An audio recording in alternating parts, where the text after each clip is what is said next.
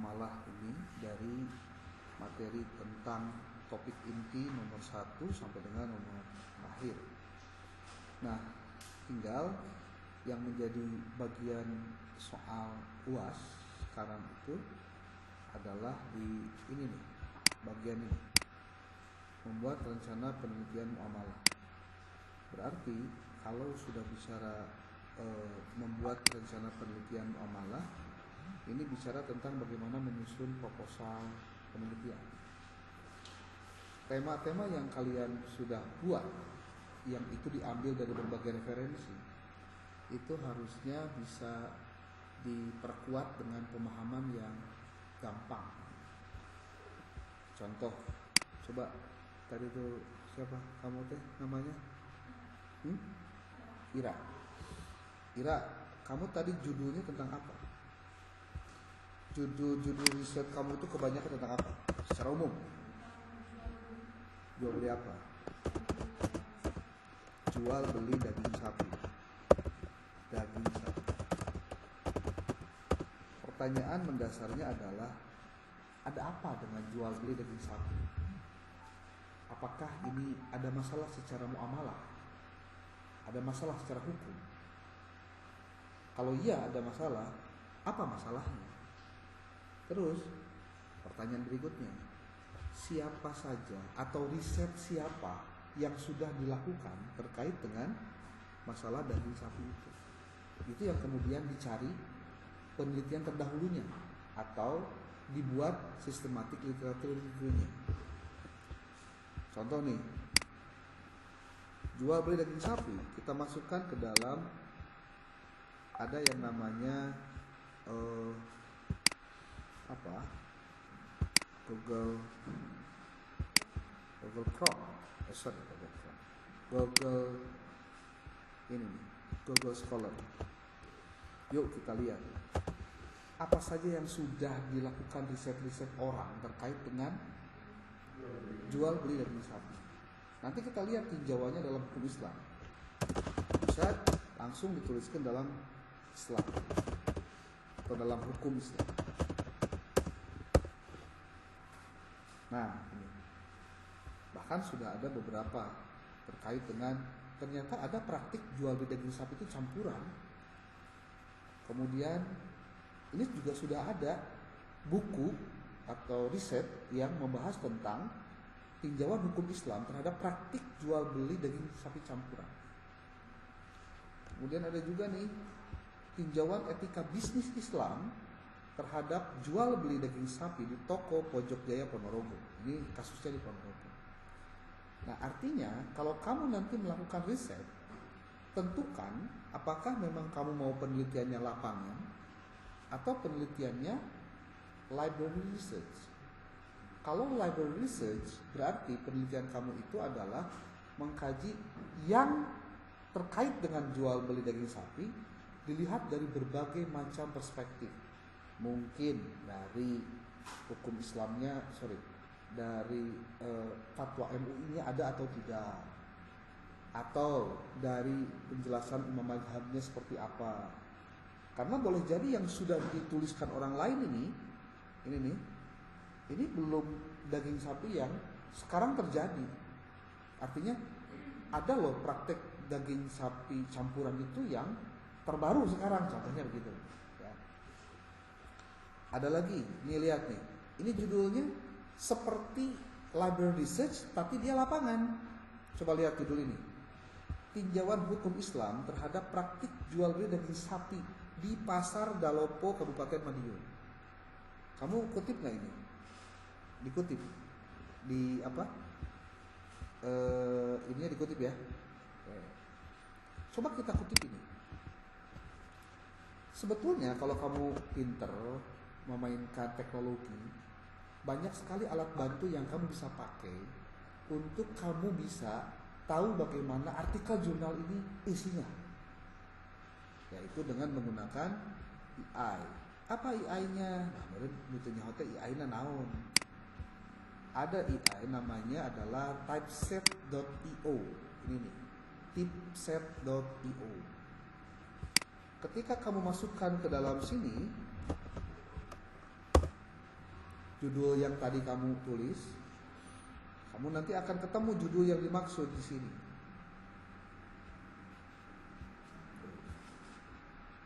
Kalau tidak ketemu berarti kamu harus tulis dulu tentang praktik jual beli sapi di Desa Dalopo, Kabupaten Madiun aja. Jadi nanti dia akan mencarikan ke kamu mana artikel yang persis sama dengan yang kamu sedang kaji. Kalau nggak ketemu di sini terus saja sampai dengan ketemu di sini. Ini Dalopo-nya tapi bukan yang daging sapi. Ini masih belum daging sapi nih. Nah, berarti tugasmu adalah ini. Dibuat aja begini. Pasar Dalopo, praktik jual beli daging sapi, Pasar Dalopo Madiun. Contoh ya. Kenapa ini dipraktekkan begini? Supaya kamu tidak repot lagi nanti ketika mencari referensi-referensi yang sejenis. Kalau nggak ketemu lagi, gimana caranya dong kalau begitu? Ini dia repotnya itu kalau di sini nih. Hukum jual beli daging sapi. Coba, aduh, sudah bisa dipakai nih, sudah lebih dari 5 kali. Ini nggak bisa dipakai. Pakai sekarang alternatifnya menggunakan apa? Yang lain. Oh premium mayar tuh.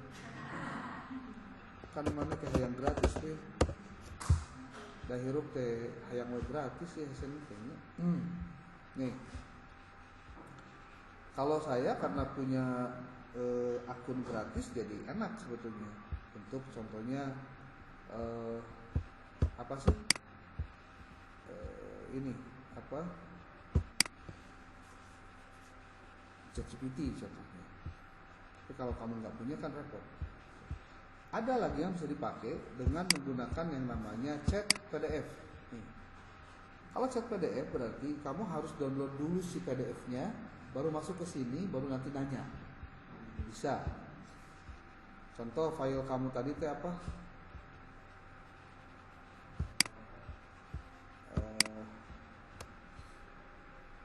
Jual beli daging sapi di Palopo ya.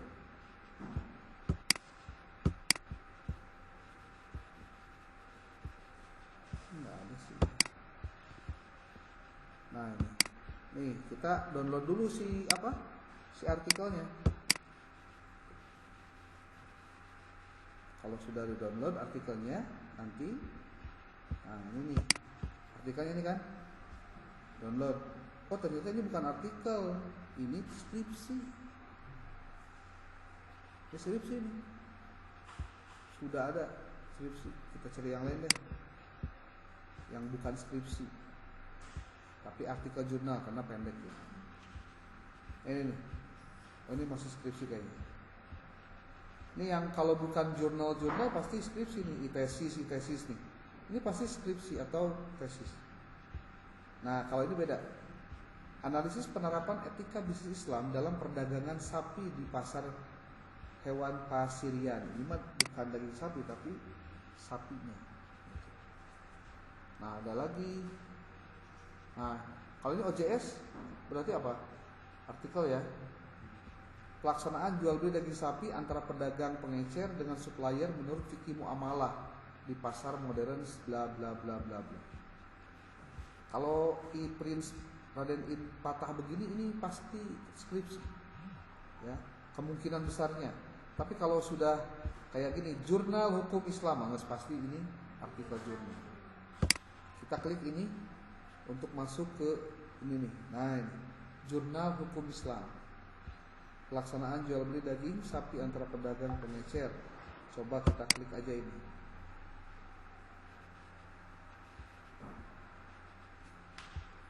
Satu tiga enam 3263 bla bla bla. Ini ada di sini. Ya. Oke. Kita coba masuk ke akun ini. Chat PDF. Caranya ambil filenya, masukkan ke sini, di drop. Error katanya, nggak bisa ngupload. Itu perlu jadi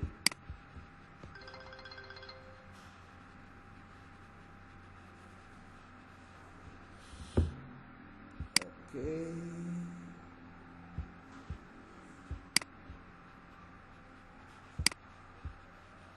Aduh, mana lagi?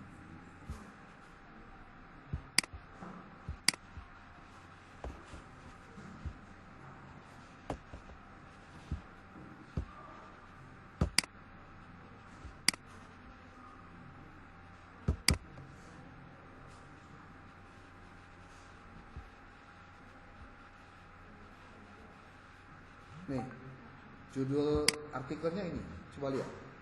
Pelaksanaan jual beli daging sapi antara pedagang pengecer. Ini artikelnya udah ketemu nih, ya. Tuh, artikelnya udah ketemu. Tapi kan kalau kamu baca semua bisa, nah gila, cangkel. Pakailah teknologi untuk membaca itu.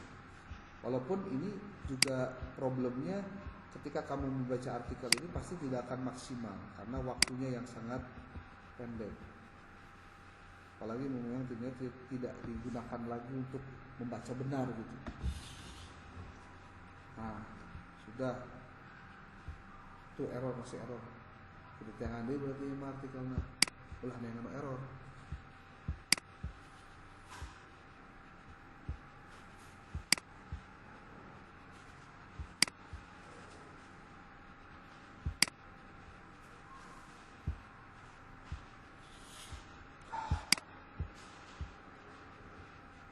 Cari lagi berarti nih, berarti gimana?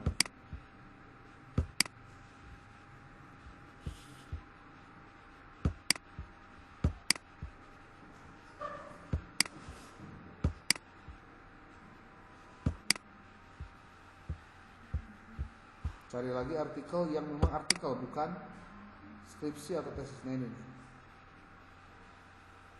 Ini juga sama nih, skripsi nih. I-tesis.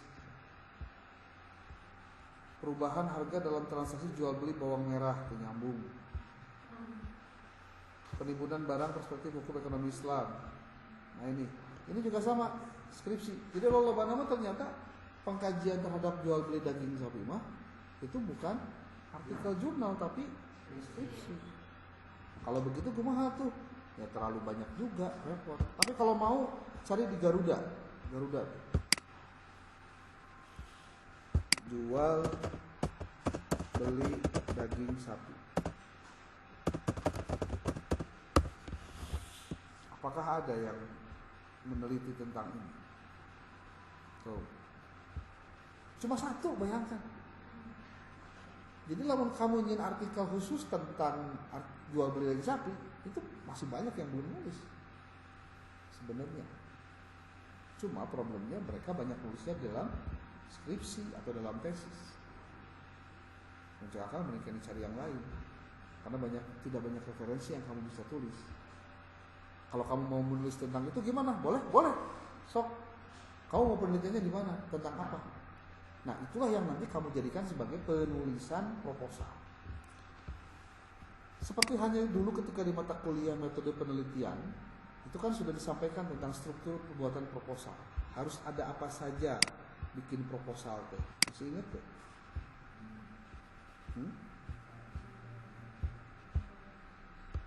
Proposal teh kudu aya naon wae. Pasti mah aya naon. Judul pasti.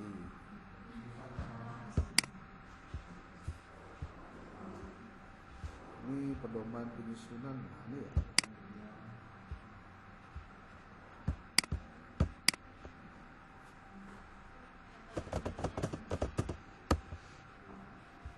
Nih, pedoman penyusunan skripsi terbaru. 20. Tolong betul-betul dibaca nih. Kamu sudah punya PDF belum? Ini foto ya. Nih.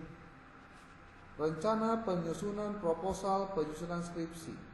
Yang kualitatif ya, nih kualitatif. Ini strukturnya nih. Sok, tulis, foto, naon.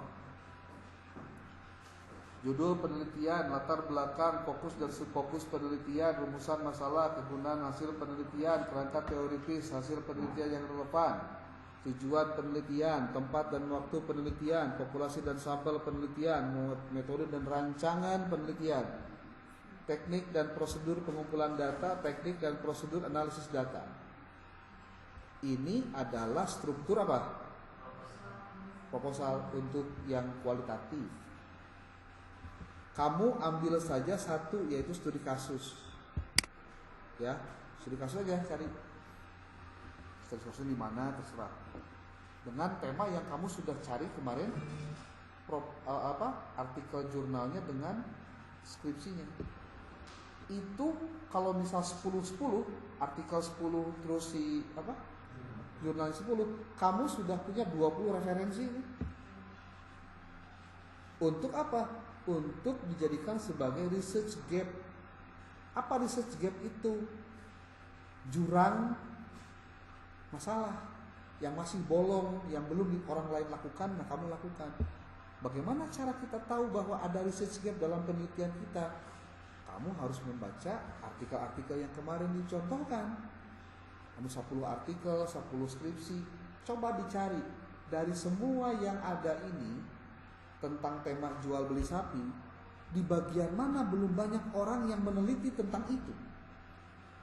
Maka sebetulnya kalau kamu nulis bahwa limitation tidak ada, benar nggak tidak ada? Limitation itu artinya kekurangan dari si penelitian itu. Itu boleh jadi tinjauannya dua hal.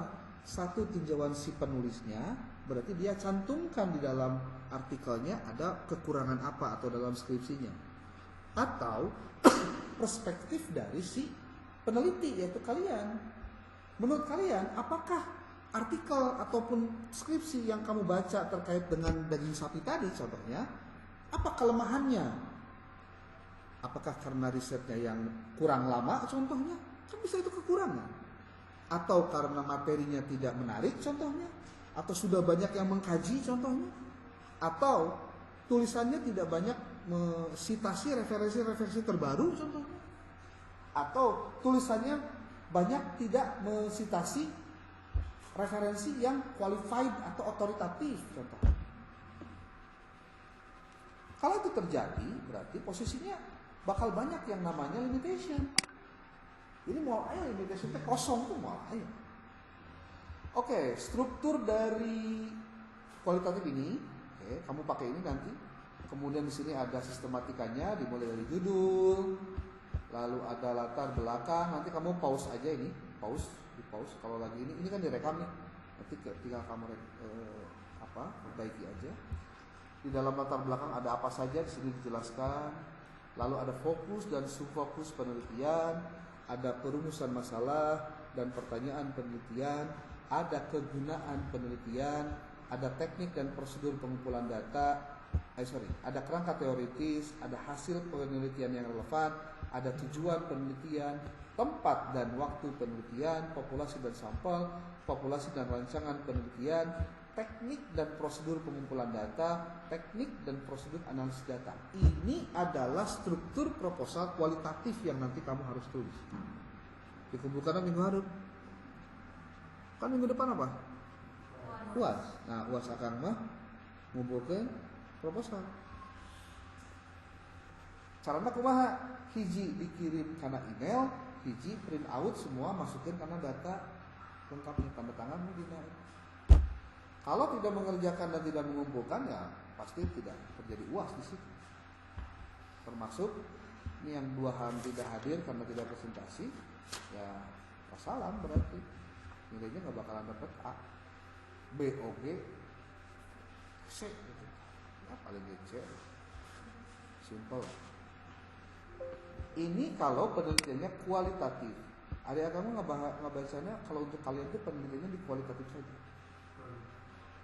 Apalagi kalau bercerita tentang hukum Islam. Nah, kalau ngomong hukum Islam lebih detail lagi, hati-hati. Kamu harus melihat referensi orang yang sudah menulis tentang bagaimana konsep hukum Islam tentang contoh jual beli daging sapi yang memang sudah melakukan riset panjang. Contohnya begitu. Ya. Oke. Kalau kalian tidak memahami bagaimana cara menyusun proposal dengan tahapan begini, nih, maka liberenya judulnya. Ini judulnya kan ini. Kamu bisa menggunakan alat bantu seperti ChatGPT contoh. Tapi bagusnya memang yang berbayar. So, kalau tidak berbayar, kesini mau selengkap yang berbayar. Ini contohnya nih. Ini kan judul latar belakang penelitian. Coba judul yang lain ulah daging sapi. Tadi non, itu kan non tadi. Non kamu tuh judulnya? Hah? Marketplace naon maksudnya?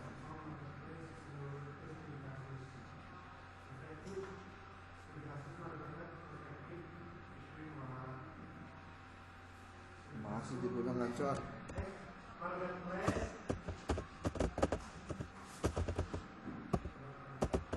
Marketplace, naon?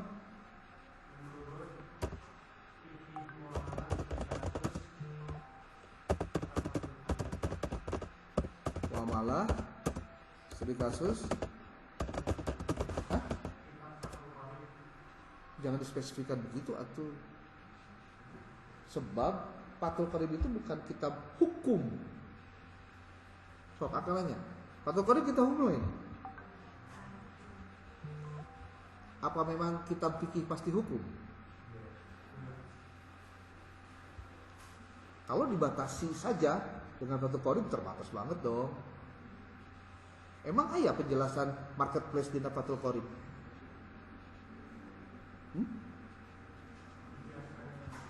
Entong mau ke kias-kias teh. Hah? Kias teh ngomongnya yang nggak begitu juga. Pastikan berdasarkan pada pemahaman yang benar dulu gitu loh. Marketplace menurut fikih muamalah atau gini deh, hukum keberadaan marketplace menurut fikih muamalah. Contoh ya, fikih muamalah ya. Kita lihat di sini. Saya akan menyusun proposal penelitian tentang hukum keberadaan marketplace dengan pendekatan kualitatif jenis library research. Bantu saya buatkan latar belakang masalah. Atau lamun kamu arek ngobrol gampang. Ngobrol aja begini.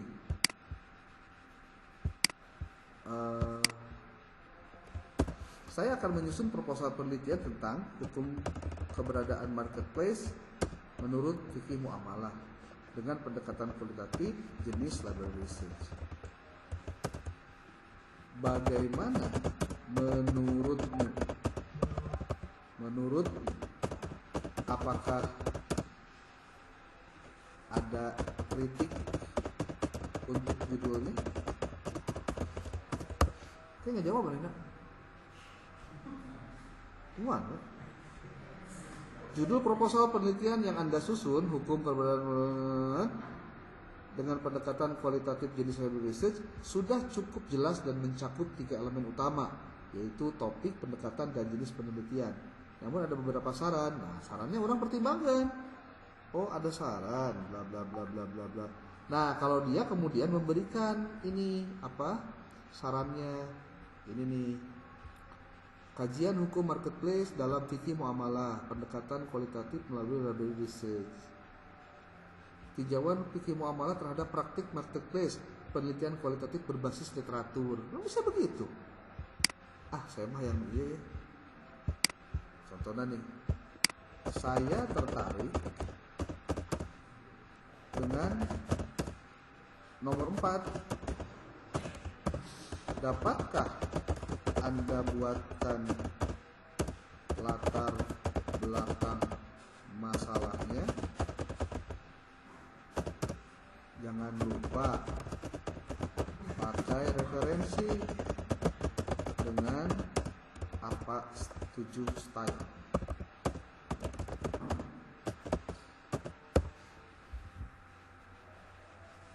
Dia bikin latar belakangnya tuh. Tapi ini tidak serta-merta bisa dipakai kecuali kalian kembali dulu, baca lagi, cari citasinya. Karena belum tentu citasi ini benar. Karena sudah disclaimer si ChatGPT itu di tulisan. ChatGPT can make mistakes, check important info. Sudah benar. Tuh. Kamu sudah bikin apa tuh? Latar belakangnya. Paling tidak kamu sudah tahu kalau latar belakangnya genahnya sudah tinggal ditambahan gitu loh. Nah, saya ingin Anda menuliskan research gap untuk nomor 4. Apa research gap? Kesenjangan penelitian di bantuan dipangnulis gitu. Jadi sebetulnya harusnya kalau kamu bikin skripsi kamu lebih cepat loh dibanding dengan yang sudah-sudah. Tinggal kamu bagaimana caranya bisa mengakses ini, lalu kamu bisa mencari referensi untuk menyambung ke dia, strukturnya tinggal ditambahkan. Apa susah? Nah. Ayo namanya buku sapoe bisa ya. Bisa ya. Saya bikin artikel tuh 4 jam selesai. Tuh. Apakah ada bagian yang ingin Anda tambahkan sesuaikan dengan sini? Silahkan tambahkan. Ini pembantuan. Kalau kamu tidak tertarik ya nggak apa-apa, mikir aja sendiri. Botak sudah sih. Buk panjangnya bisa botak sih lah untuk beres-beres. Kalau untuk beres-beres sok anak skripsi kudu beres, nanon kudu beres, kamu nanti cerdas geus lapor. Banyak yang nanya, "Kang emang menang pakai ChatGPT?" Terus AI itu tidak hanya ChatGPT, banyak sekali ya. Kalau kamu pengen nih, ada AI lain. Contoh Perplexity, nih ada. Nah ngaranna Perplexity taita. Perplexity mana wae. Dalam ini aja nih. Perplexity.ai. Maklum tuh. Nah, di sini aja diklik, nanti kamu tinggal tulis sejarah tadi. Atau di Bar, itu gratis. Bar. Tuh. Sini tulis. Ya, mau sayangnya tulisan di kieu tah. Lamun tema bikin apa?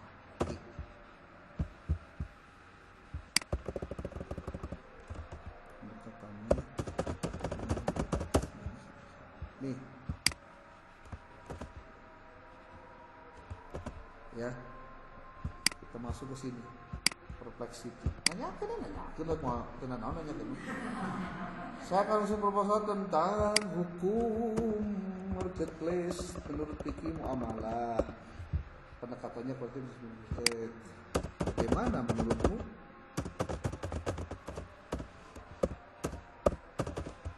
Tuh, tanya lagi.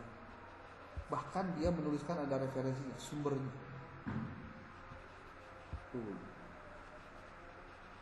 Dia jawab langsung, metodenya gini, jenis datanya gini, analisisnya gini.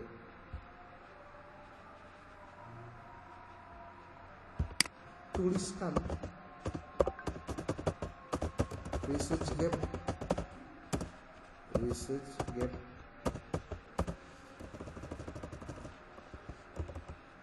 search untuk penelitian tentang, kepikan dari sini.